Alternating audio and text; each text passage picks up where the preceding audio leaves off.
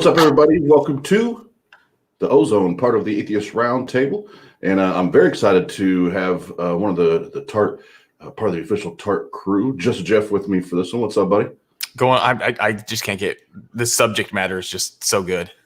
I know as soon as I was planning this week's episodes out, and I was like, well, I want to do one on slavery, and I happened to see, which I'm getting ready to plug the folks that are involved in this particular debate. But I was like, I got to have Jeff on. Jeff's available. Actually, I moved days.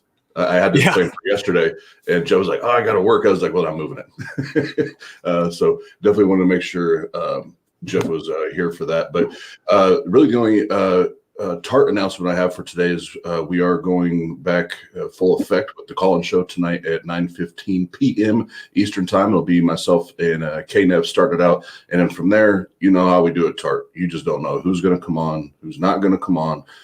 That's where we let Apostle Mike do that Vince McMahon WWE magic. But before we get into it, the content of the discussion, the debate. First and foremost, I'm pretty sure that I saw MathPig in the chat. Yep. So this was on MathPig's channel, and all of his. The reason we got started late is my links kept disappearing in StreamYard, so I had to go into YouTube Studio to put all the links and everything in and make sure it was there when we started live. So MathPig, all his information is in the description. He did a great job of setting that up. I will say when we start the video, we're already about 40 minutes in. So the theists have already lost about 20 points if we're keeping track of points in a debate. They've already lost about 20 points because they showed up 40 minutes late. So I don't care what the excuse is, theists. You're always late. There's no excuse. Okay. We're never late. Yeah, for some reason our clocks work. My watches work. Oz, quick story about that, about time. There's a guy I used to work with. I love the guy. Really insightful information. He used to work for a courier company, and he would deliver paychecks to different companies. One of those companies was a really large church in Atlanta. And every time he went to deliver the checks, they were always really late for him. Like they would take 30 minutes for him to just get a signature for these checks. And so one time he talked with the head pastor. Now this is like a church that has like 50,000 members, one of the huge ones, and says, hey, is there any way I can get in and out of here faster? And he said, sorry, we work on God's time. And if you're here for 30 minutes, then that's what God intended. Wow. So we work on God's time here. Well, at least we got that all straightened out for this debate. But just know, usually when you show up, if you got something scheduled, somebody's invited you to something, whether you're a theist or an atheist, it's just the considerate, good human thing to do is to show up on time.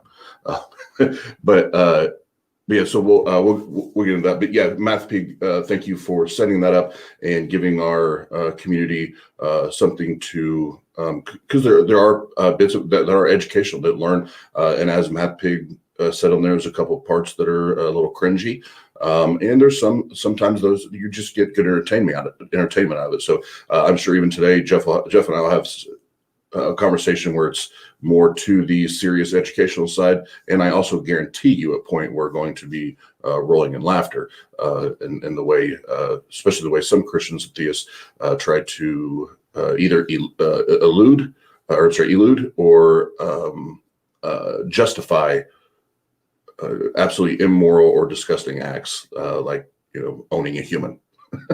for starters. But again, check out MathPig, go subscribe, follow that channel, and then I couldn't find the Christian's information to link. So if anybody has that, once we get on there, if you send it to me, I will put that on there. But Dr. Josh and Godless Engineer both were representing the atheist side of discussion. All of their information is also there in the description, and make sure you go and like and subscribe and all that. I know Dr. Josh just published another book, and if you don't know, it's been out for a while, but I know he did a update not too long ago on his app Crestus. It's one of those things where we have people in our community putting great tools out there to be able to learn from, to use, and have plenty of ammunition when we're having these conversations. And I know one of the things that Jeff and I have been studying a lot lately is the historical Jesus and what was he? Is he a myth? What so it's cool to have people in our community creating those that content for us to be able to refer to. So Jeff, do you have anything else that you needed to cover, talk about coming up, anything like that? No, I think we got some good debates coming up, and I know we're working on some things.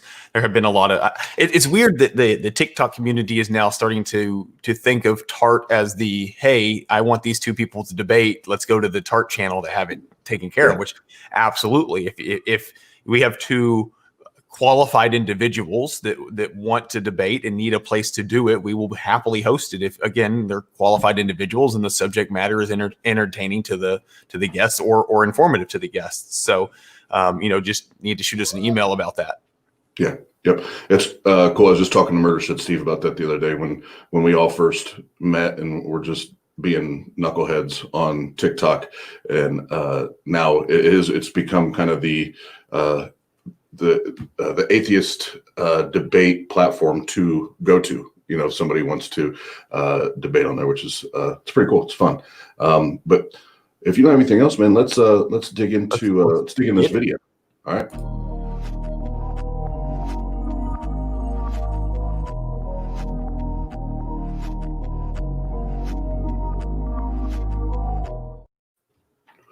All right, so if you'll notice there at the bottom, it does say 38 minutes and 6 seconds, and we are just now getting ready to get into the conversation. So shame on you, Christians. Shame on you. All right. I can go first if you want. All right, go for it, Mike. Knock yourself out. I'm pretty much up for anything. So whatever, Ready. whoever's comfortable with what. Thank you, Michael. Gma, whenever you're ready. Okay. I can already tell how unamused Dr. Josh is about starting late. No, I mean, back we can go first if you want. Oh, so it's us first? Okay. Yeah. Well, I don't know what else to say.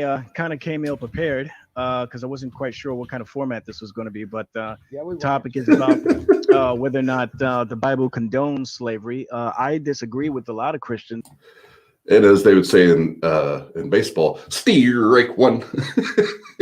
Not only that, it's like showing up to a test with a teacher and being like, well, I didn't really prepare for this test, but I didn't know what I was going to expect. Like, well, and that's what I was just getting ready to say, to be fair, maybe, and then I stopped myself. It's like, well, no, if you're going to go to a debate discussion, like get in contact with the person that's putting it together and ask the question, so, yep. So strike one. Well, actually strike two. You're 40 minutes late. Strike two. With regard to this topic, they'll say that the Bible in no way, shape, or form condones slavery. When we're talking about condoning, we're talking about they're being given permission by some sort of authority, some sort of power, so on and so forth. Mm-hmm. So when someone is condoning something, they're not only they're either giving permission for something to happen or they're just simply allowing it. So in this case here, we do see, and this is the part where I might disagree with some Christians. But we do see several examples in Scripture where slavery, if you want to call it that, is in some way, shape, or form condoned. For example, we see in the cases of captives of war, in Numbers chapter 31, and in Deuteronomy 20, when enemies of Israel fought against Israel, instead of killing every last one of the survivors, they were commanded to hold the tribute of the individuals that were left over, or in this case, to enslave them. The other case is people who owed money. Now that could be debated because some people will say, well, that's not actual slavery. That's more of a sort of along the lines of indentured servitude. Okay, we can argue about, semantics and stuff like that. But the fact of the matter is that the Bible, the Hebrew text, refers to it as tribute or slavery. And that's you can see an example of that in 2 Kings chapter 4. And again, kind of along those lines, we got people who voluntarily entered into it, under the umbrella of it. What? This is just like a smorgasbord of every excuse. Yeah, he does, and that's what you're going to say. And ask you your thoughts on it. And I'm pretty sure we agree on this. I think we've talked about it before. But it's yes, in both you and I have. We have to do our normal plug here. We at TART we read Dr. Josh's book. It's required reading. Did the Old Testament endorse slavery? Yes, there is an indentured servitude, absolutely, but that does not negate or minimize the what fact it that is. there is. You take that, like, this is Oz. This is owning a person as property for life and passing them on to their children. Okay. Now look over here. We want to talk about indentured servitude. No. Don't look there. Look here. We're talking about debt slavery. All right. We're talking. What about voluntary? We're not talking about the other thing. Like, it's just like it's an attempt to keep away from that. And you can see, like, I'm sure Dr. Josh is already like, can we just, I wish we could just slow zoom on his face as the guy's talking. That would be and see the it's blood, just the life. Yeah. the blood just boiling and curdling like in his eyeballs. But yeah, it always does. I don't agree with debt slavery either. I don't indentured servitude. I don't agree. None of those things are practices that we have today the same way. The debt slavery thing, I can see how some people can confuse that. But even if I owe money to I owe money to the bank for my house, I don't own the house, but they don't own me as property. I can declare bankruptcy. I can move to Costa Rica. Like, there's a lot of options I have. Yeah, it's owning a human, and I think that's where you and I are talking. This has been a while ago now, and that's where we kind of settled in on. That's probably the best way to say it, because they try to dance around the different forms of slavery. Well, then let's just simplify it. Owning a human for whatever reason, owning a human being is not okay, and it should not be okay. But yeah, I love how they. But there's indentured servitude. Well, yeah, okay, but it was still ownership of humans. Sure, let's talk about that for 40 minutes so we can't get to the real subject matter. Yeah, which is what they do. So we'll let them keep going. Indentured servitude, if you want to call that slavery, fine, that's a little bit semantic, but that's okay. That's Exodus Perfect 21, verses 5 and 6. And then, of course, you got the situation of people actually being born into slavery. Okay. That would be an example of that, I think, would be in Genesis 17. The only time we see where God condemns the act of slavery is when people were enslaved outside of God's commands or outside of God's decree, such as, for example, the issue of the Israelites being enslaved to the Egyptians. We do see the case there where God actually demanded that the Israelites would be freed of the enslavement under Egypt. We also have the Apostle Paul in, I want to say Galatians, but I could be wrong about that, where he talks about do not be slaves of men, but be a slave to Christ, slave to God. I could be chopping that verse up, but I know it talks about you are enslavement. But at the same time, we got the same apostle who wrote to Philemon, talking about the slave that ran away from him, Onesimus. And the other thing I always like to point out is the Abrahamic God, especially what I read in the Bible, it really is a fan of slavery, period. You think about, even is it in Romans? It's either Romans or Corinthians. Yeah, it's Romans, where Paul talks about now that you are no longer a slave to sin and have been, been saved, you are now a slave to Christ. And it's like, why do we have to, what's the slavery thing got to keep going on? Like, why do we have to be a slave to anything? It's almost like it was important to the time period that these people wrote this stuff in. Maybe, I don't know. Possibly. Well, but if we're talking about the Old Testament and Exodus, and now we're all the way up to, Paul writing in the New Testament, that's a whole new world at that point. Someone said, I made that video earlier about what's your best evidence for, Christianity being false. And one of the guys really simply was just like, look, the Old Testament and New Testament they don't come from the same place. Like, it's very clear if you read the two, they don't come from the same place. It's very odd. The slavery, though, has made its way throughout the entire book. Yep, it's still. Sorry, I couldn't quite hear you. What the fuck, Siri? Hey, Siri. Hey, Siri. Fucking FBI trying to get in on my conversation here. How can I help? It made my phone do it. That's funny. I looked over and Siri's like talking. I don't remember what I was going to say now. All right. Slavery. Don't do it. Slavery. Don't do it. and requested that Onesimus return to Philemon, but Philemon, upon receiving Onesimus, received him back as a brother because Onesimus had now become a fellow believer in Christ. So we don't see Paul condemning the act of slavery, if you want to call it that.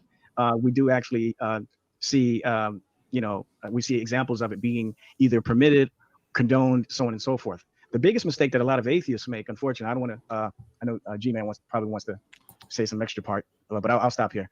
The biggest mistake that a lot of atheists make, unfortunately, is that whenever they hear the word slavery, they're immediately thinking of Kunta Kinte roots, so they're thinking of the antebellum slavery, they're thinking of So now he has the operation of my mind. They see the word slavery in the Bible, and they're thinking of somebody, having their name forced to, being whipped while their name is being forced to go from Kunta Kinte to Toby, or they're being kidnapped off of their land, off of their native land, and forced into another land under a different culture, so on and so forth. God, in no way, shape, or form, ever condoned such acts. So I'll stop there. I don't want to.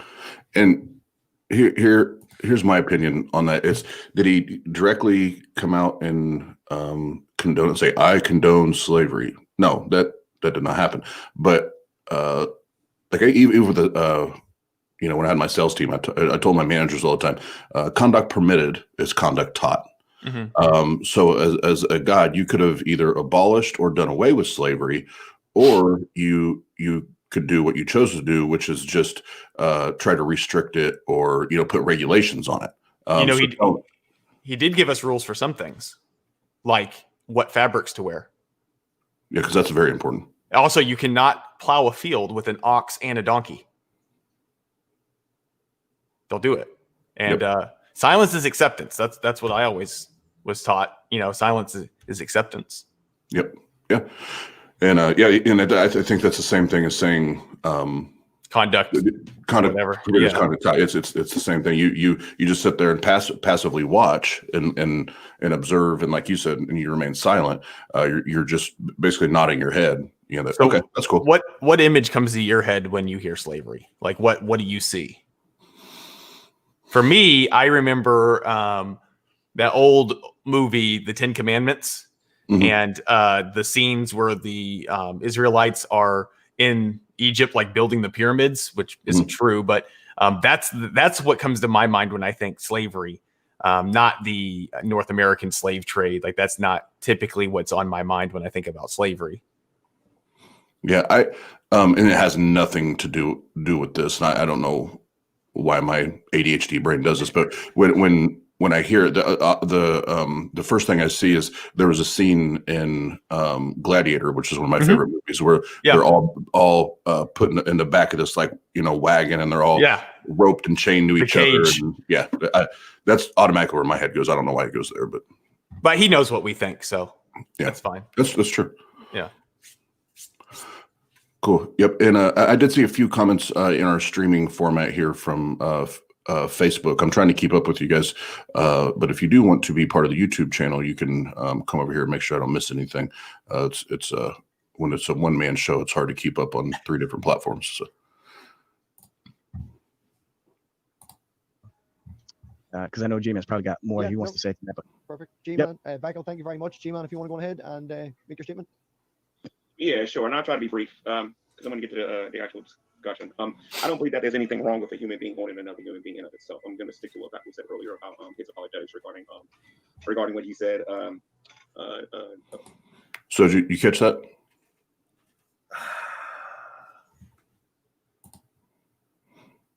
I'm speechless. Also, I'm really glad you guys got Walter from Breaking Bad to moderate this.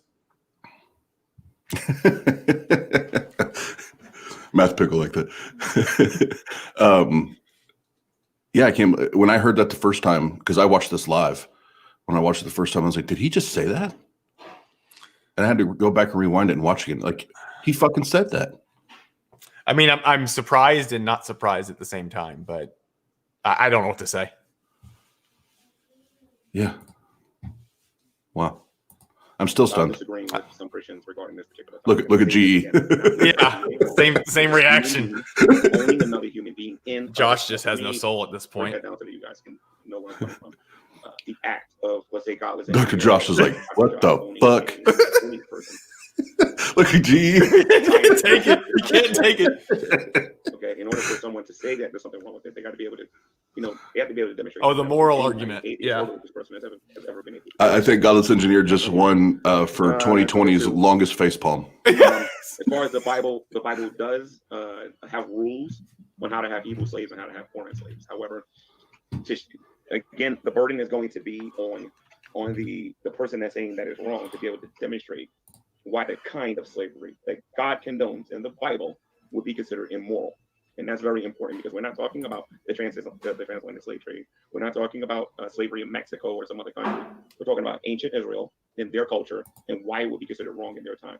Slavery was used for restitution as a form of punishment. It was something that was practiced in wartime, okay? And it was used for a way to provide for your family. So again, I believe that the Bible has rules on how to have them, but to say that it's immoral, that's a whole nother ballgame. And the other issue that I'm hoping we can bring up today is that the people that claim that it's immoral, are they going to have that same energy when we start talking about our present day society? And I'm going to end there. So the answer is yes, G-Man. Well, I mean, do we approve of slavery? What does that even mean? I don't Yeah, approve of yeah, slavery today. Yeah, well, and even Kate has brought and this is probably a good point here to bring it up. If I can find it here real quick. She brought up a great point, and I agree. Our privatized prisons today are still a form of slavery. People are working for 10 cents an hour. It's just wrong, point blank, period. Totally agree. So yeah, to G-Man's point, yeah, I'll have that same energy talking about that. I don't. We have a problem with minimum wage when it comes to servers. And one of the reasons that that's still around today is absolutely having to do with slavery and the exiting of slavery in America. If you look back at the minimum wage laws, which apply to servers, are different than those that apply to the rest of us. And there's a reason for that. Yep. Yeah, it's I don't condone either one of those. Like, yeah, I have a problem with that too. Yeah, it's one of the, and I'm reading through the comments and I'll let K-Nev get the shine here on this because that's what I was getting ready to say about G-Man. Somebody's asked him if he would be a slave back in those times, even if it was under those rules. Yeah. And the thing is, I think if my ADHD memory serves me right, I believe later this is asked, and I will let the gentleman give you their answers when we get there. Oh yeah, that's what I thought. MathPig says, "Oh, we get to that." Like I almost want to, I reserve some of my comments because I'm like, I know that these two guys can handle it. I know that they got it. Yep. Yeah, it's sometimes doing these reviews, like I did one. What was it the other day? Oh, it was atheist pastor. Yeah. And I'd hit pause and I was just getting ready to say something. I was like, you know what? I feel like, and I hadn't watched his in a while, so I couldn't remember. I said, he can handle this. I think he's getting ready to tackle this. And literally I just hit play. And the next thing he was like, no, it still doesn't show that your God exists. And I was like, we have some capable individuals in this debate. Absolutely. Cool. All right, let's do it to it. Okay, if I can, ahead, just so that I can maybe get an answer from just like a yes or no answer, because we're not actually trying to debate the morality of slavery. We're just talking about whether the Bible and tacitly God endorses or condones it. So, do you guys think that the Bible endorses slavery? I believe that it is used to bring God's glory, but it's not ideal. God allows a lot of things in the Bible. That's not what we would call His perfect will. We have two types of will in the Scripture, and that is God's perfect will and His permissible will. And you're going to see a lot of that in both the Old and the New Testament. His permissible will is the rules that He had for slavery or whatever. Okay. So that's a no. We're going to let the GE and Dr. Josh, if we can, because the way it's leading, we'll let them lead the questioning for 15 minutes to start with, and then we'll swap to G-Man and back, and if that's okay. So we'll call it 25 past. Go on ahead, GE. Right. Well, I know you guys didn't hear what Josh had to say about it. I don't know, Josh. Do you want to read off your statement so that they're informed? I didn't really have that much of a statement, so. Yeah, I can. Yeah, short. Yeah. Ladies and gentlemen, pay attention. You're about to get learnt. Yeah, go for it. Okay. Okay. So the problem with slavery is a perennial one, and much of humanity has gone to great lengths to one day see its abolition. Given our nation's relatively recent history, slavery and its devastating consequences, something popped up. Slavery and its devastating consequences remains fresh in the minds of many, as well it should. It is surprising to many that the practice of slavery. Sorry, this is terrible of me to stop it right here after I just said that, but I have to say this before I forget.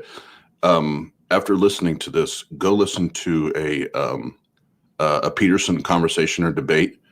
Dr. Josh and Peterson they sound like they could be brothers. Like they got that little strain they put in their voice, like at the end of sentences. That like it's very, very similar. Anyway, fun fact in the pages of the Bible, in both the Hebrew Bible and the New Testament. Not only is the practice described in its narrative portions, but particularly in the Hebrew Bible, it also appears in the legal sections where its appropriate practice is set forth. The presence of laws relating to slavery are often quite jarring to believer and unbeliever alike. How could a text, either divinely inspired by God or standing at the heart of an all-pervasive religion, contain laws that endorse the appropriate practice of slavery? For some believers, these laws are part of an outdated system that has been superseded by the teachings of the New Testament. For others, these laws are studied in their ancient Near Eastern context in the hopes that this comparative data will show that the Old Testament laws were superior to those obtaining in the ancient Near East. Still others seek to demonstrate that the word slavery should not be applied to these laws in the Hebrew Bible, and this type of servitude cannot and should not be compared to the slavery in the antebellum South. This, it would seem, casts the Old Testament slavery laws in a better light, making them appear less severe and atrocious than what we might imagine. What are we to make of all of this? What was slavery like as described in the Hebrew Bible? Were there in fact laws concerning the appropriate practice of debt and chattel slavery? How did these laws compare to those from other ancient Near Eastern nations? If there was genuine slavery in the laws of the Old Testament, did the New Testament do away with this practice? The last question is outside of my field. Although we can discuss it generally, here I will focus on providing an overview of what scholars in the field have concluded about slavery in the legal sections of the Hebrew Bible. Excuse me. Before we look at the specific biblical passages, it is important to define our terms.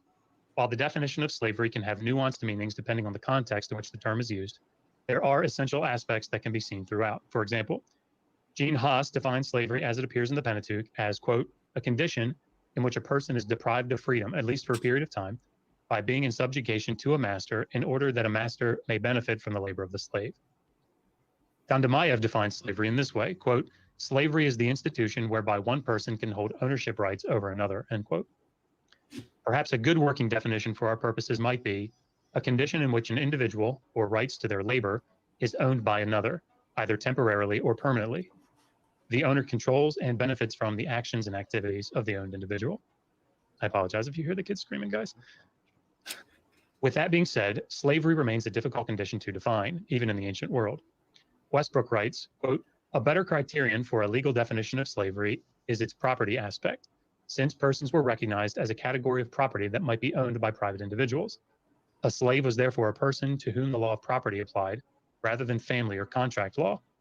Even this, he continues, even this definition is not wholly exclusive, since family and contract law occasionally intruded upon the rules of ownership. He concludes, furthermore, the relationship between master and slave was subject to legal restrictions based on the humanity of the slave and concerns of social justice, end quote. The three primary legal sections in the Hebrew Bible that deal with the issue of slavery are Exodus 21, Deuteronomy 15, and Leviticus 25. Exodus 21, 2-6 contains laws concerning a male Israelite debt slave. He is able to be kept for 6 years and released in the seventh. Stipulations are in place concerning his wife and children, which depend upon whether he came into slavery married or was given a wife by his master. Verses 7-11 concern the female slave who is sold by her father into either concubinage or marriage. Verses 20-21 describe the punishment that is to follow if a master beats his slave to death, whether male or female, but the lack of punishment should the slave survive a day or two.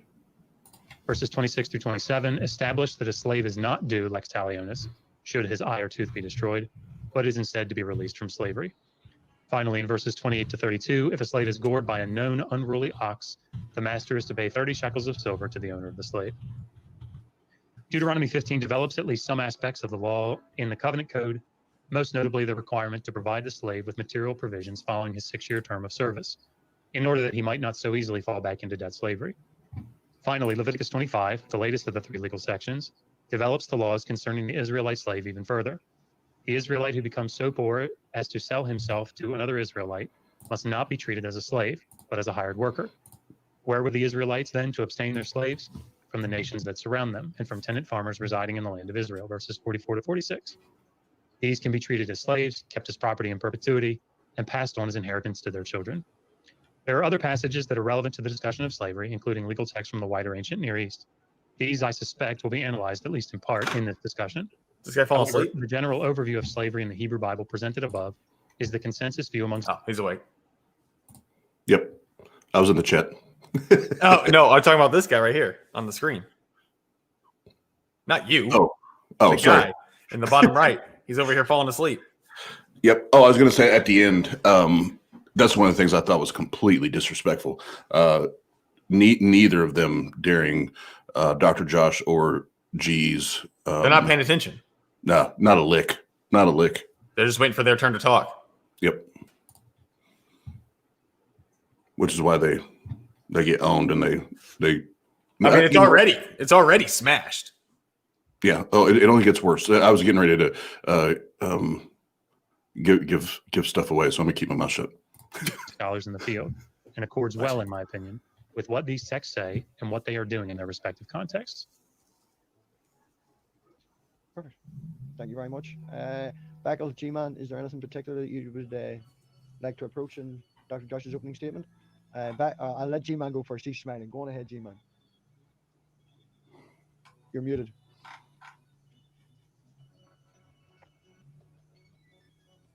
G-Man, you're muted. All right. Can you hear me now? Come on, Christians, get it together. Come late. Don't know how to use technology.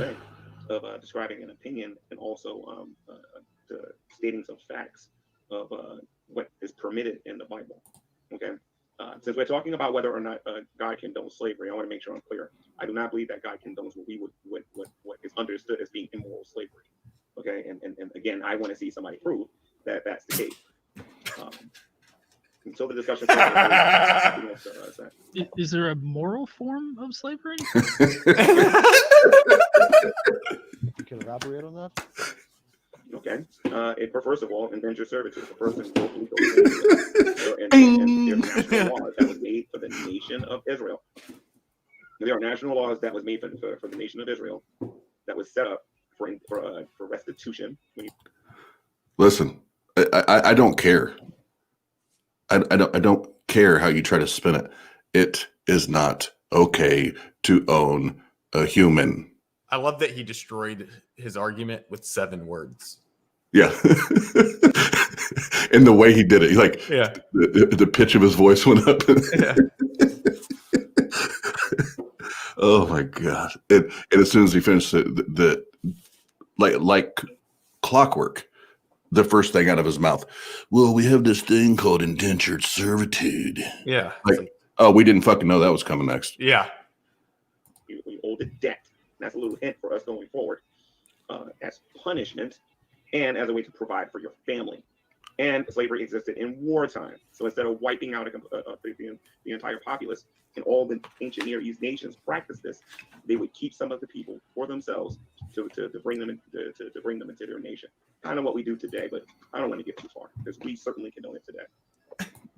I don't think that we do. I mean, we've, we as an entire population in the world, we have, thoroughly renounced the whole idea of slavery in general. And if I'm not mistaken, and maybe Dr. Josh can correct me, but it wasn't just in wartime that the Israelites could get slaves. I mean, they could purchase slaves from the nations around them. This is not just like, oh, the Israelites are going to go and kill all these people in the city and then take all the slaves forcefully, take them as like prisoners of war or to be turned into slaves. I mean, they could literally just go to the next country over and purchase a bunch of slaves and then come right back with these foreign slaves, and instead of like enslaving, the people around them, their neighbors. So, I mean, did he get his book? Is he getting his Bible? Okay. I hope so. Again, The fuck did they say do, this? though, is you don't want to make it again. What you're doing is you're excluding the part where God condemns the act of man stealing. Okay, so what you don't see is God commanding the Israelites to go into a foreign country that doesn't adhere to any aspect of the Mosaic law and just take them captive arbitrarily. You don't see any of that. What you're doing is you're looking at these issues where slave trade, if you will, is being made between Israel and another nation or whatever. But that's not Israel going over there, forcing them into slavery against these people's will. Okay, that's I would look at that as some form of economic issue there at the time. And the other issue is as well. Again, I think G-Man, you might have brought it up already. I mean, the way these slaves are treated. Again, I think what we need to do is to get out of our heads the modern version of slavery, which is they're thinking of LeVar Burton, who played Kunta Kinte in the movie Roots, and they're thinking of 12 years a slave. Yeah. So no, I don't have to. Because it's not convenient for your argument. That doesn't mean I have to get anything out of my head. Well, and I mean, the other thing too with slavery in America, the book they were using to justify that was the Bible. They also gave, Right. Bibles to slaves, and that's kind of one of the most frustrating things for me about this debate is we have two people here that whose history is destroyed in many ways about slavery, that are arguing that it is a moral and okay thing. It's just baffling. It's baffling. I did not expect that level. Yeah, it was. I can't remember who it was, but there's one of the content creators in the community here. She's atheist and then does a lot of like human rights, civil rights activism on YouTube, and she came into the chat when this was live, and she came in and was doing her normal greets and everything. And I think once she heard what was going on and who was arguing what, she was like, "What the fuck is going on here?" Yeah, it's nuts to me. I mean, I already have and I talk to a lot of other like black atheists and some of their debates about things, and they already have a problem with just Christianity in general because a lot of that was given to their ancestors by force. Yeah. And I wouldn't want to practice the religion of the people that captured my ancestors. But here we are in 2020, and the black church is very big, very large part of the community in black communities. And here I have two individuals that I believe they think about slavery in America when they think about slavery. And I'm not so sure I'm sure Dr. Josh is thinking about ancient Egypt and Mesopotamia when he thinks about slavery. He's not thinking about North America. Right. I don't know why they keep going to that. Yeah, well, because that's all they have. And here's you and I talked on the phone last night, and this is where, as a Christian, if you really believe in this omni everything God, and that this book is an inherent word of God, that book says that God is the same yesterday, today, and forever. So you are stuck in that same argument, the same bullshit until the end of whatever. You can only Christianity, or you can't move your feet. You can only pivot. Yeah. Yep. Good. Great analogy. There is no. You're not going to find a better argument. No, you can't progress. You're stuck because the God that you claim to hold on to is a never changing God. He hasn't changed. He's never going to change. So you're stuck. So unfortunately, until Christianity dies off, we get to hear this nonsense, or we get the Bible too. Oh yeah, the 2.0. Yeah. Good point. Mark a Legend, maybe. Yeah. I mean, I'll take him over. I don't think he condones slavery. So that's true. We already got one foot in the right direction, and maybe we can start to not pivot and walk. They're thinking of all these movies where slaves, black people being whipped and stuff like that because they disobeyed white men's rules and stuff like that. No, that's not anything that's propagated or expressed in the Bible. If you do see an example of that, that would be somebody violating God's commands, so on and so forth. But again, what you're talking about, Godless Engineer, is again. No, and see, even that's bullshit, because God laid out the laws that give you how you should and shouldn't beat their asses. Well, also, this is an interesting point to put here, and this is very important, I think, to the argument. Godless has said what? All of maybe 2 sentences at this point? Not much. And he just said, what you're thinking of or what you're talking about is this, which he hasn't said anything yet. So you're already have a formulated argument against what you think the other argument is, and you're not listening. Well, Godless Engineer, thanks for hanging out with us. Welcome back. To your point, we are still on. I'm sure we have a ton of very smart people watching and listening. This is still, all of this shit that we're listening to right now is still off of 6 or 7 words that GE said. So is there a moral form of slavery? And now we've got all of this shit since then to try to convince himself and everybody else that it's okay. To pivot.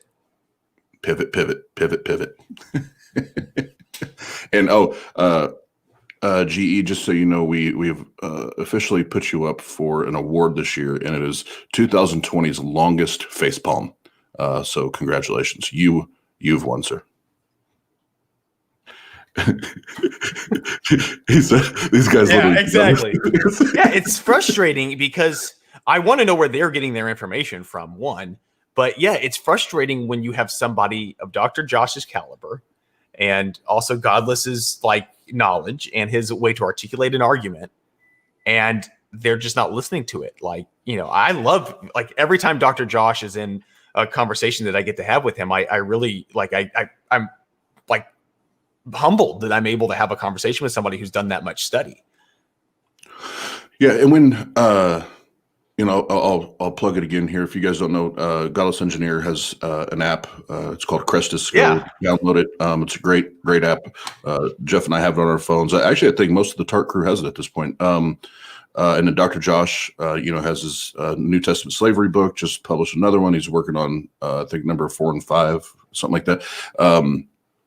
Guys, we have people in our community that are creating tons of great content for us to have, at our disposal. So the reason I say that is I know they're Christians, in this argument, but I even say this as atheists. If we go and let's say we're doing Jeff, you and I are doing a 2-on-2 debate with 2 Christians that have been studying for years and years, and have developed content, written books, have degrees, and there it is. Spelled like that. Yep. And have tons of more experience than we do. It's not saying that we don't deserve to be on that platform with them, but at least go in there humble and be willing to learn. It doesn't mean anybody's going to change somebody's mind, but there's a lot of times that when I talk to Christians, they actually strengthen my position. They strengthen my argument. Like that conversation I had with you yesterday, Jeff, that I got to talk to this guy I never met before, and my mom had set up the conversation, and I went into it completely open-minded, and all he did was helping to strengthen my position. And he has his degree in theology, Bible history or whatever it was. So it's those things that don't go into it thinking, oh well, this guy or gal, they're an atheist or they're a theist, I can't take anything away. No, you can learn from anybody. So it's really disrespectful, and it's unfortunate for them because they could have learned they really could have learned a ton from GE and Dr. Josh had they paid attention. Yes. I don't know what they're doing. Well, it's like they say, if you already think you have the answers, you can't learn. Yeah, good point. Great point. And then real quick before we get back in the video, Godless Engineer says getting ready for a big update on the app too. That's awesome. Very excited. That's the only thing I'm upset about. I got to buy the app. I switched from Android to iPhone. Now I have to buy the app again. And we'll have Godless will actually be with us on TART on the 23rd for the Who Was Jesus conversation. So it'll be good too. For the atheist side, will be him and Jason from Dragons of Genesis. And then you guys know Captain Dadpool here from started hanging out with the TART guys, but and gals, sorry. But that'll be fun. But let's get into the video. It's just simply a form of some sort of economic trade, if you will. It wasn't Israelites violating any of God's commands. Josh, would you like to address that in particular or anything? I mean, thanks, Randolph. Honestly, it sounds like the 4 of us are closer than I anticipated that we'd be, on what we think the Hebrew Bible is actually saying. Josh is being so diplomatic. I think the one thing that concerns me not necessarily just in this discussion, but in these discussions in general, is when we think about, and I am no expert in the antebellum. Sorry, Robbie. I am no expert in the antebellum South. But like Thomas Morris wrote a book. There are a couple others I could pull off the shelf. I can't remember the guys that wrote them. But one of the things that I was curious about a year ago when I started talking about this was, it's absolutely true that the Hebrew Bible, particularly passages like Exodus 21, verses 20 to 21, that's not like, it's not meant to be a manual on how you can like get away with beating your slave within an inch of his life and walk away chuckling or something, right? The whole point there is to say, as we see in like Proverbs 29, we know that masters are going to beat slaves with wooden rods. I mean, that's what's encouraged in the Proverbs. But be careful how you do it is the point of Exodus 21, because if you do anything more than what I think we would consider moderate correction, there can be some dire consequences to that. So one of the things that I found interesting is when you look at the laws that we're obtaining in both the more post revolutionary antebellum South, but even in colonial periods, the laws were actually very similar. So like you can read about, no, I won't talk for much longer, but you can read about like Judge Ruffin, who goes to great lengths to try to explain why it's okay and necessary that masters in the South be able to beat their slaves and to do this moderate correction, or even a third party that's placed in charge of a slave, that you have to be able to beat them, right? And that's necessary in order to keep good correction in his statements on the judiciary. But you can't just murder them, right? You can't just kill us. In fact, if you kill a slave, particularly post-revolution, Virginia, I think Tennessee, Georgia, the penalty was as if you killed a free white man, right? But of course, we all know that that's not how it played out, right? So there was a difference between what the law stipulated and what actually took place, as we all know from these, like these things you're describing. And I think the same is true in the Hebrew Bible. So if you go to places like Jeremiah 34 and Nehemiah 5, you see the law not being followed there. So we have to make sure that we draw a distinction between what the law is called for in both the antebellum South and in the Hebrew Bible, and what was actually practiced, and not make comparisons between law and practice or law and practice, if that makes sense. The slow burn. Yeah, and I think, correct me if I'm wrong, Just, but what you're kind of getting at here is that the antebellum chattel slavery is Not what we're talking about. very close to the slavery that was experienced in the Old Testament that is being described. Is that true or no? I mean, I would say we have to compare apples to apples. So if we're looking at the laws, and that's really the thing that I think is important. The reason that I think looking at the laws is important is because you can see. I just want to say I think it's funny. I watch the two Christians and like they're starting to squirm and smile. Yeah. It's that almost that nervous, like, oh man, like I didn't think these guys were going to know what they're talking about. Yeah. But Well, they really know what they're talking about. Dr. Josh is just too nice. Like that's, I can't, I've never seen him angry. But I just don't see him snapping on them when. Well, he doesn't have to. When you can kill him with kindness and knowledge, you don't have to. You don't have to do all that. And I thought Dr. Josh and GE both for the level of nonsense that they had to deal with on screen, right. both handled themselves very well. So throughout the whole thing, and if the worst we get is 2020's longest face palm, as atheists, we reference it. Yep, I'll take it.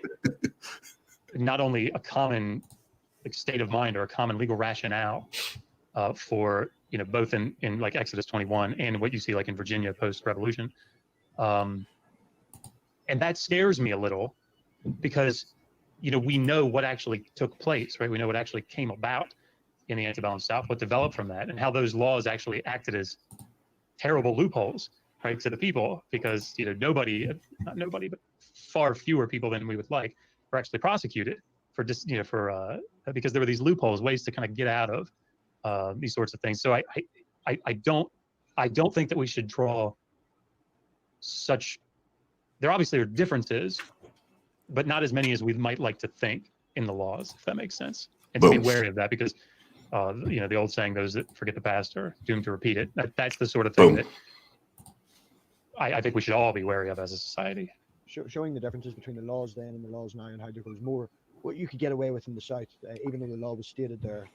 It wasn't enforced as much, but with the Bible, because it came from God, the laws were there. They were enforced by the other people around, regardless. But they weren't. I wanted to pop this up real quick because G just said this. They actually have a favorable opinion of Josh because they think he's agreeing with them when he's clearly not. And then you'll hear it later. They claim that G doesn't know the Bible. Guess what? It's number one. I know. I've heard G dice up and chop up the Bible plenty of times on his channel, so I know we have data that shows he knows he knows the book. But let's say he didn't. Let's say he didn't know a single damn verse of that book. It still doesn't mean your God's any more real. It still doesn't mean slavery is okay, whether it's in your book or not. Still doesn't make it okay. So that whole thing with, you don't even know the Bible. We don't need to know it. We do it just to to have more ammunition to tear apart your argument. So it drives me nuts when Christians say that. Right. I mean, I think this is the issue, and I'll stop talking. But like Jeremiah before, this was No, the whole please point, don't stop. is talking. that the people kept their slaves past the 7-year period, right? And then they released them, and then they had the ability to just go take them back, right? Like, that was all against the law to do that. So it's. G, would you like to make a statement? We'll bounce over to D, man. Well, yeah, and also I'd like to contest the idea that there was a law that you couldn't go and steal a man. I'm fairly certain, if I'm not mistaken, that is primarily about fellow Israelites, not foreigners. But I mean, also if you look in Judges 21, which isn't exactly God commanding anything, but it's still. Why is he shaking his head? You'll basically, see. you have some Israelites going and stealing a bunch of young, small girls for the Benjamites. That's they fine. just took them right off the field. So, I mean, I think that kind of goes hand in hand with the whole not following the law thing. Just I saw Beckel shaking his head ferociously. it doesn't matter how hard you shake your head; still doesn't make it right. You're No. totally misrepresenting the Bible at this particular Oh point. no! I mean, I did read it. I mean, on every Let G-Man make a statement so first. sorry. Let G-Man go. every Yeah, these two been talking for a long time, and I'm sorry. There's a correction that's got to go on. So, Dr. Josh, I'll start with you. You said that Everybody. necessary. I'm just paraphrasing here a little bit. And you were saying and that it was expected in order to control your slaves. And your example of this was, the spirit of the rod spoiled a child. Yeah, Proverbs 29, 19 to 21. Okay, first of all, the scripture where it says spirit of the rod spoiled a child, that's talking about discipline. That's not I love talking Dr. about Josh. a little rod and beating a baby. Everybody in Christendom knows that. We know anybody. He's like, no, this was it. Shut up. It's also interesting how Dr. Josh, obviously he's done enough work and had this debate long enough that this person's opinion is not enough of a valid thing for him to accept as actual criticism of him, because he's been criticized by, he had to do doctorate work. You get criticized pretty heavily when you do that kind of work. This guy's opinion, he's here for entertainment, or he's here just to talk. He's not here to, hear anything from, be told that he's wrong, by some random. It's just very weird. It's just very weird. You have somebody in the room with you that has a doctorate, and you're more concerned with what you're going to say next rather than listening. Right. And I even tell my kids that one of the greatest skills that you can champion in your life is the ability to listen. Yeah. You will get a long way in life if you can listen and not worry about what you're going to say next. And not worry about what other people don't try and win. You're not trying to win. You're not trying to be painted in a favorable light. You're not trying to attack the other individual based on, individual traits. You're trying to get to a common goal, which is understanding biblical slavery. Right. But I don't think they're interested in that. I think they're interested in defending biblical slavery, but yeah. Well, and I'll say G-Man, the only reason I'm familiar with him and kind of his tactics is for the last year and it's been going on for years, but for about the last year, I've been watching Drag slap his ass all over YouTube. So nobody that goes to church one week and say, I got that rod and I beat them. You know, we're calling CPS on them. You know what I mean? Like, that's not what we teach, and you ain't gonna find nobody in the body of Christ that believes that unless they're a heretic. If you look up to Wait a minute, I'm not done. I think you guys talked enough. It's our turn now. It's our turn now. Okay, you guys brought up a lot of points. So Yeah. So as far as like Exodus 21, let's deal with that first with the whole, you know, and Dr. John said that this is not a manual or whatever, but this is like a go-to for a lot of atheists about the immorality of slavery in the Bible, right? Where it says that, you know, if you Tell them to come on. you know what I mean? Absolutely. You know, the master can give the slave a wife, you know what I mean? And it's looked upon as being a loophole, and he loves his master, then he can keep the wife. Stop it for a second. Anybody who actually reads the first few chapters, Spartan, it's not easy to find Christians willing to dive on the sword for slavery. That's a problem we find, and it's unfortunate that the only people that are willing to defend biblical slavery happen to be the caliber that we receive. However, if there are better people to defend biblical slavery, I'm sure we can set that up. Yeah, we'd love to. Yeah, I would love to see Dr. Josh challenged. Yeah, it's.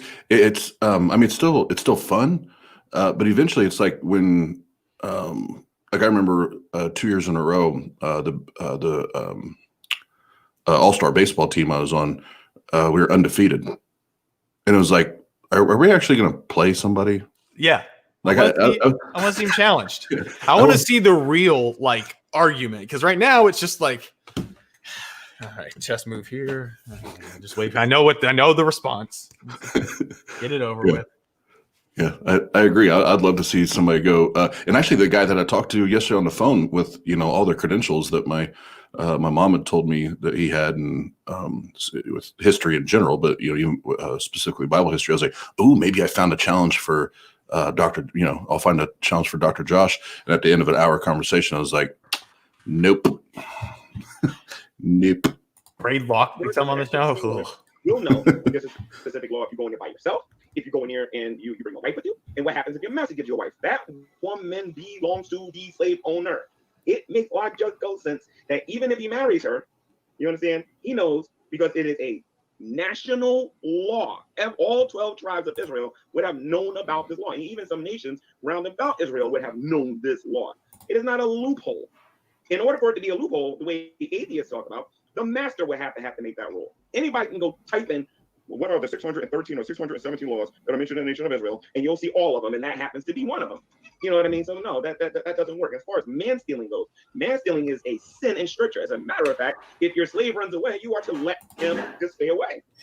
You're not allowed, for example, to just mistreat your slave in the nation of Israel, because they are bound to the other 600 plus laws that are mentioned in the Old Testament. For example, one of the things that's taught regarding your enemies is, let's say you happen to enslave an Edomite, right? In Deuteronomy chapter, what is that, 23:7, where it says, do not abhor an Edomite, for he is your brother. You know what I mean? And it has laws about the Egyptians and like the various different countries. And you'll notice that whenever they went to a foreign land, it was always judgment. And I challenge anybody on this panel to be able to show how that wasn't the case, and how they just like, you know what, I think I need me some free labor. I'm going to go to this other nation over here, and I'm going to snatch a couple of people up, bring them over. Oh, Randolph, I'd love to have Gregory Leviticus here. Modern day slavery that is very much condoned.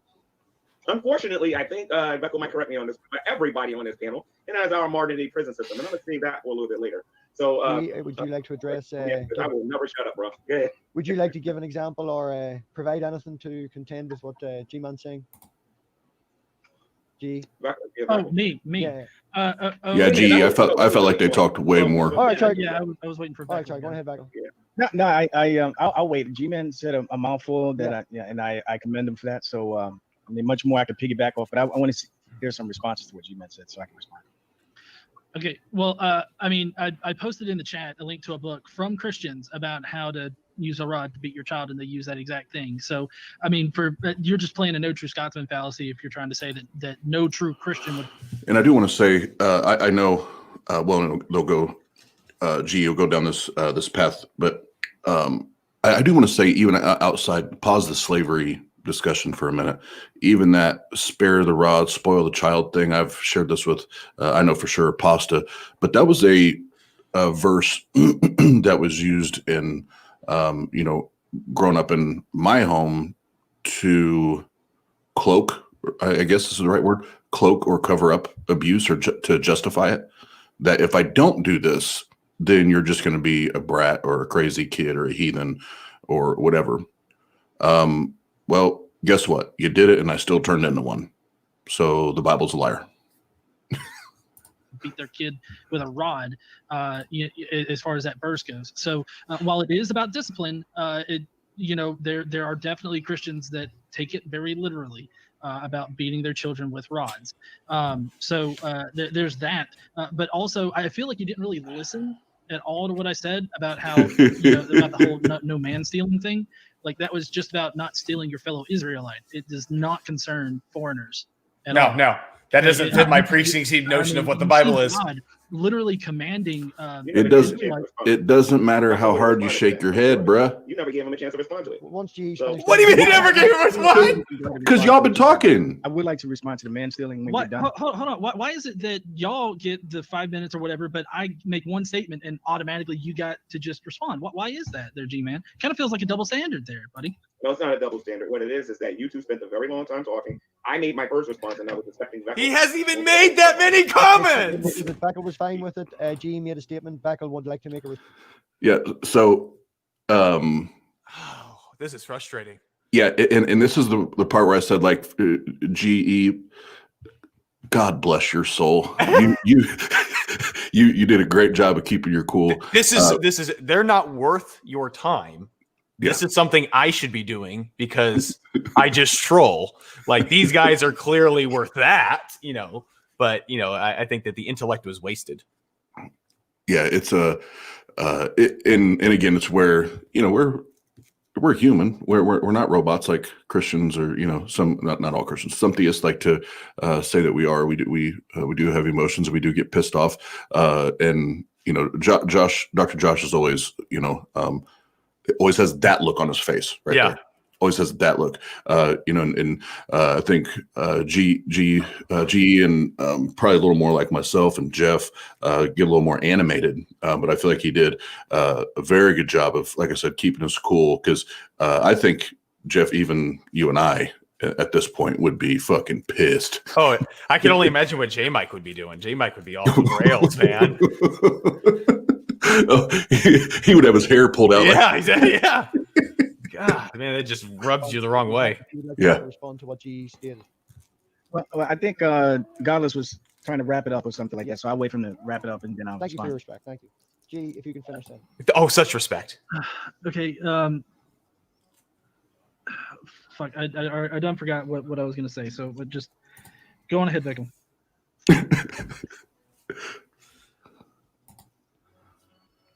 Sorry about that. My daughter's playing with my phone. Okay. All right. Man stealing. First, I would challenge you, Godless, to show me one verse where God condoned or commanded the act of man stealing anywhere in Scripture. You can't say you're not allowed to talk. In the Bible, where the conditions for slavery. GE, no talk for you. Israel, as I said before, excuse me. Enemies of Israel that were made captives of war. Going back to Numbers 31. Which also we could talk about too, because you mentioned something about the Benjamites. I think you were talking about the Midianite girls. That's a little bit of a different topic, but we could talk about that too if you want. I'm more than prepared to talk about that as well. The enemies of Israel that were made captives of war, people who owed money to someone else. And I'm talking about the different categories of people who would be enslaved. You have people who volunteered their bodies into indentured servitude, someone and so forth. And some people were born into it. We're not going to lie about that. Obviously, it's in the text. But again, unlike the slave trade that we saw with antebellum and the transatlantic slave trade, we don't see one example anywhere in Scripture where God, outside of the act of war, where God commanded the Israelites to arbitrarily go and kidnap people from a foreign nation just to enslave them. Okay, now you haven't brought up one example yet. And furthermore, how do you refute these passages that are clearly in Scripture that clearly Number one, you haven't given the man a goddamn chance. Yeah. Secondly, you haven't answered any of his questions, and you're just, in order to prohibit answering the question, they're just asking a different question, and then they're going to attack him if he refuses to answer it. Yeah. Well, and then I believe it's next here. He completely destroys what this guy just said or asserted. I don't even know at this point. I think we're just rambling at this point. But he does it. Then as soon as he does it, then they try to tell him he's a liar and doesn't know the Bible. It's like, what the fuck? Show God condemning the act of man stealing. Okay, man stealing. What is man stealing? You can look at it in two ways. You can either look at it as stealing somebody else's property, okay, or you can look at it as flat out kidnapping, okay. But that's the way the King James uses the word. I'm being kidnapped right now. You don't do that. Either way, either it's just flat out kidnapping or you're stealing another slave that belonged to somebody else. Either way, it's wrong. God condemns the act. Now, if you can show us anywhere in Scripture in the Old Testament where God commanded condemns the act of stealing a slave. G, go ahead. Numbers 31. Well, I put my head in my hand too there, Veckel, because I only laid out why the whole man stealing thing does not apply to foreigners, because that particular portion, which I can't remember the verse right off the top of my head, but I know that it only is concerned with the Israelites. Like you can't steal, like you cannot kidnap or steal the Israelites of one of God's chosen people. Numbers 31 plainly has God commanding them to go in, kill all of the Midianites, I believe it is, and take the women. Can I ask you a simple question? Oh, No. Sure. Why? Why? Yeah. Why? Why did God They do worship that? different gods. They were a different group of people. They worship different gods differently. So God gave them that command just because he didn't I've like been busy with these streams. That's it? That's the only reason? I mean, as far as I know, the Midianites were seen as the enemies, and so went over there and wait, what was that word? Wait, say that again. As far as you know, the Midianites were what? Viewed as what? Enemies. Okay, if you're enemy, that means there's some sort of conflict, right? If I'm enemies, Is with he making a guys point, in another or town, or even across? No, the I don't think border anybody here, knows. Even if I'm enemies with him, I should not go over there and kill the entire city and take all of the young women for sexual slavery. How much history do you know about the conflict between Israelites and the Midianites? It Can you give us any literally details? does not matter. It has God saying, "Hey, That's go the end of this kill all of them, discussion. take the young women." That's the end of this discussion then. How? Damn right. Thank you. Have a nice day. Oh, Jesus. What? Because now you're just kind of arbitrarily making up some sort of rules which you yourself cannot hold yourself accountable to. How What are so? you saying? How Why are am I- you saying? Why you're not giving us? You got two problems here. First of all, you're not giving us any details as to the type of conflict that was between Israel. Real quick, Jeff, Sparty asked that. Oh, where'd it go? There it is. Do you guys think slavery in the Old Testament is just evidence? It's just evidence against inerrancy. Inerrancy, I can never say that right. Or it's actually an argument against Christianity. I think it's an argument against both, maybe.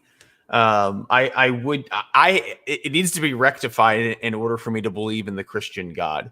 And the issue is that I can't see an all-knowing God using slavery in the ways that it was used and spoken about in the Old Testament. If he was a all-knowing, all-powerful, all-loving God, he would not have allowed his people to own slaves. In addition to that, there are parts of the Bible where God very clearly gets upset with people. The flood, Sodom and Gomorrah, the bald guy. So like there are times where God steps in and says, "Don't do that shit, and I'm gonna kill you if you do it. If you fail to impregnate your dead brother's wife, I'm going to kill you with a lion." That happens. So it's strange to me that God will go in and do those things, but not stop his chosen people from capturing the wives of another nation and making them sexual servitudes, like sexual slaves or owning. I just that needs to be rectified in order for me to understand that the Bible is inerrant and that Christianity is true. Yeah, and I would say probably more so for inerrancy, but I would also say it's another chink in the armor as far as the God being the moral standard for humanity, or the moral morality creator. Because I think about that, or even in Hosea, the dashing of heads on stones, ripping of babies of mothers' wombs. Yeah. Those kind of things where if it is truly the inerrant word of God and it's God breathed and those things are there, we continue to chip away at the Why wouldn't credibility of that God? The Mennonites were a different religion, which is why God commanded them to go and destroy them. Why would he do that rather than say, hey, go to the Mennonites and preach the word and they will convert, and then a peaceful conversion of these people to God versus mass slaughter and enslavement of the people.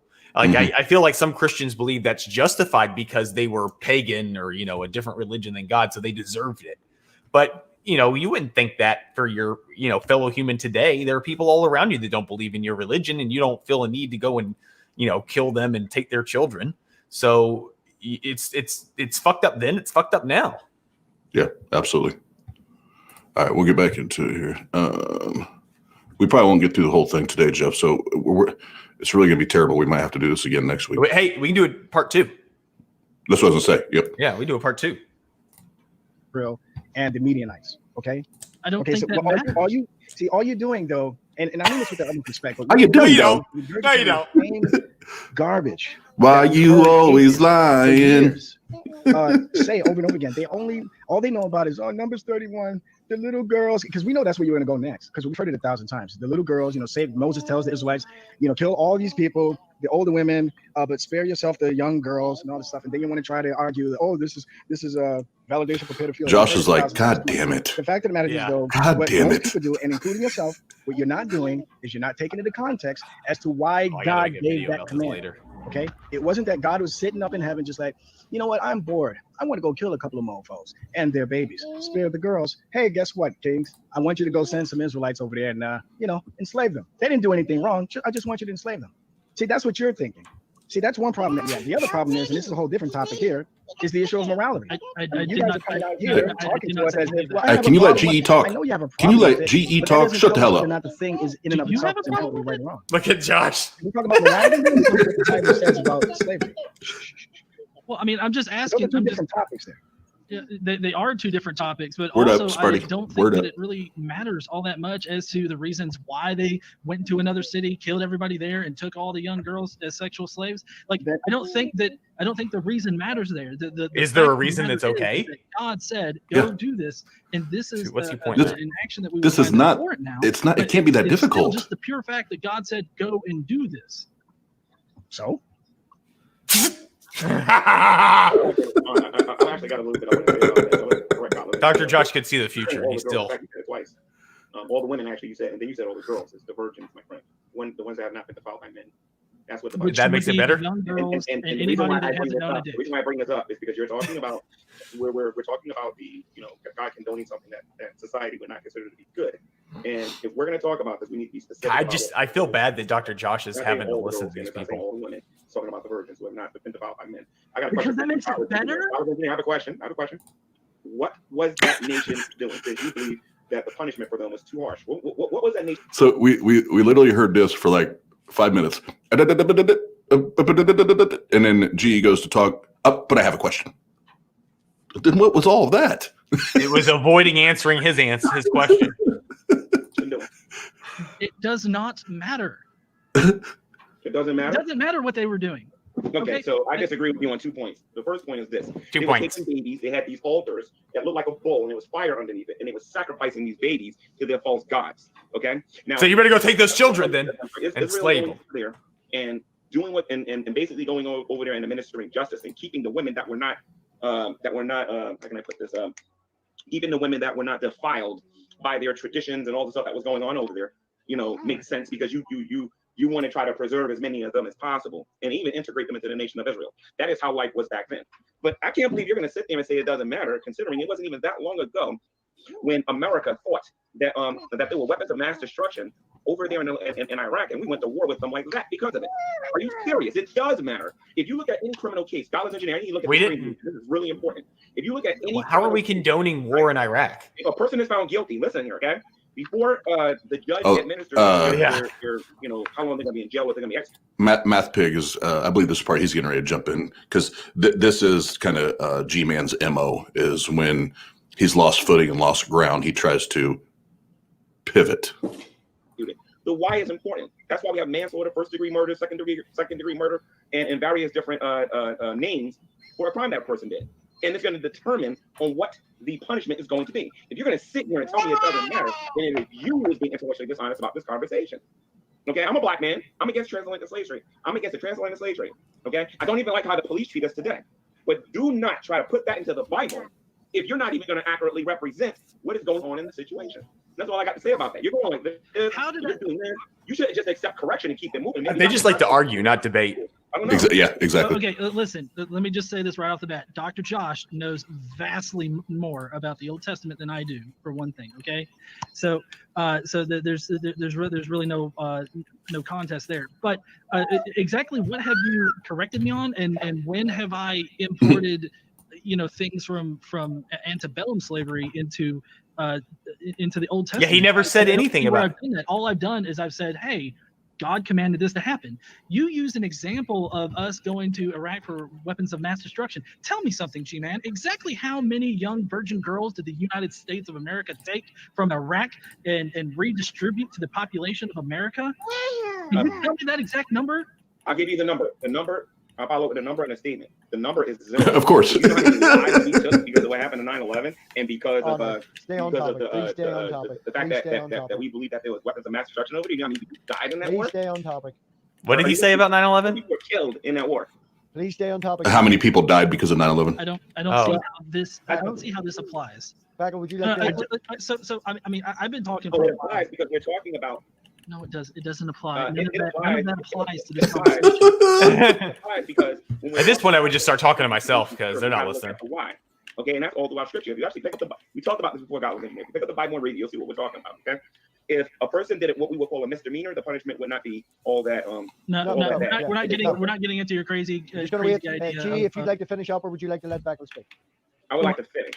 Okay, you're off topic, G-Man. You're off topic. But you're off. I'm not off topic. You are off. You're all right. You're out of line. You're out of line. 20 seconds to explain why it's important. So court system's out of line. All right, so that's actually a good spot.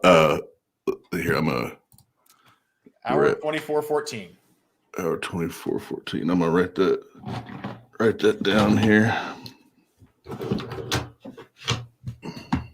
The Bible is not a single book, therefore it cannot be written off as a single book. It's from a single author. Should be divinely inspired by a God. Spartan. History doesn't support that Jesus existed. That's new to me. Well, show me the history. You can put it in a single page PDF. Yeah. All right, I got everything saved there. So, but that's off topic. That's way off topic. Off topic. So, did you watch that? Is this your first time watching that? Yes. Okay, so that's my 2.5 times now watching it. So, what are your thoughts for going through about half of it? I mean, they're just speaking past each other. There's not any good that's going to come out of it. Unfortunately, I don't think we're going to learn anything about biblical slavery from this debate. But it is entertaining. And I got some good ideas for some TikToks I'm going to make later about Dr. Josh. Yeah, I feel bad for GE and Dr. Josh, that whole thing, because it's it's just a waste of their time. Like that's it's a waste of their time.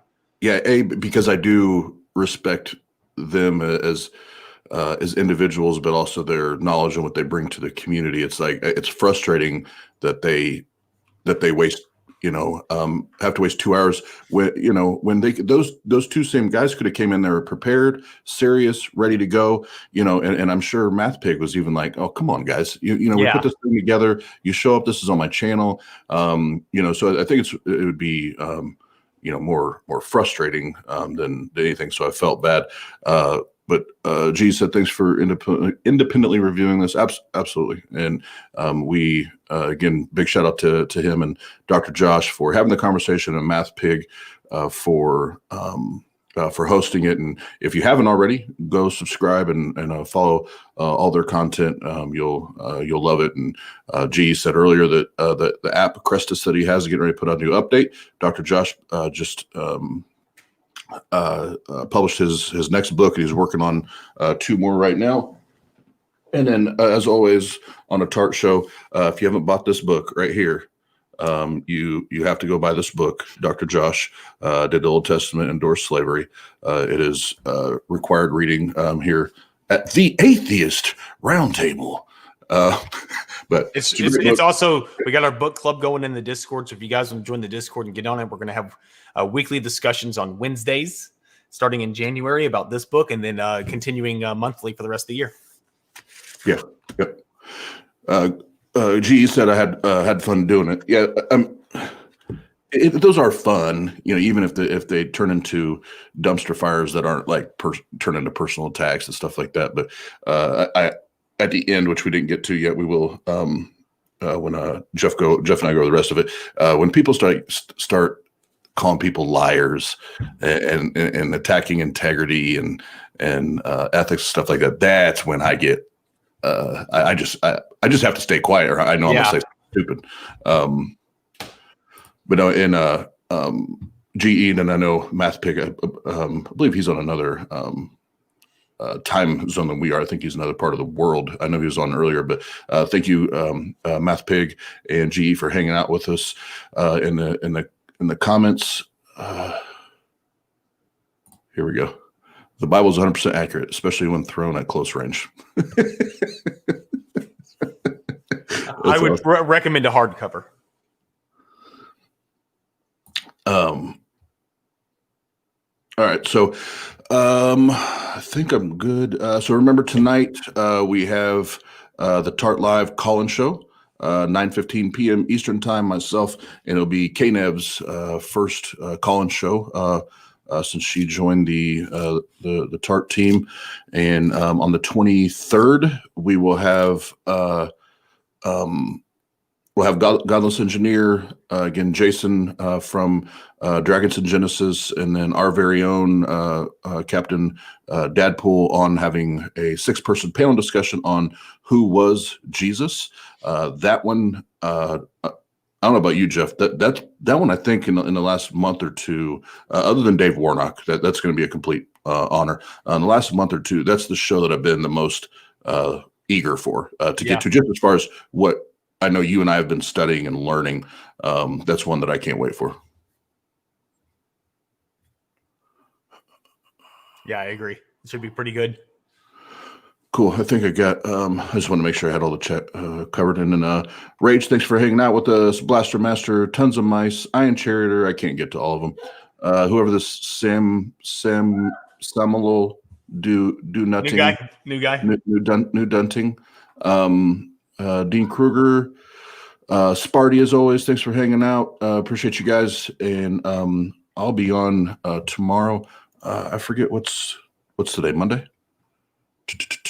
Today's Monday, yeah. So tomorrow, I think I actually have no, tomorrow's Tuesday. Is Tuesday the day I have J Mike on? I'm checking. You asking me?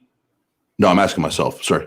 Oh no. So Tuesday we're reviewing the EA show's Does Prayer Work debate. I'll be doing that one. Quick answer: no, it doesn't. I know. That's why I love reviewing. Otherwise, COVID would have been taken care of a long time ago. Exactly.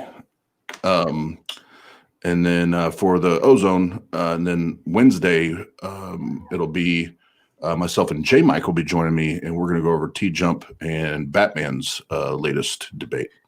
So that will be fun. But cool. Thanks, guys, for hanging out. Where do they find you on the TikToks there, Jeff? It's atheist.troll. Atheist.troll. And if you like controversial, inspiring atheist content, there you go. Troll, yeah. Atheist.troll. And one last time, MathPig, Dr. Josh, G, thank you guys. Everything is in the description. You guys go check them out, and we will see you guys tonight. Peace out.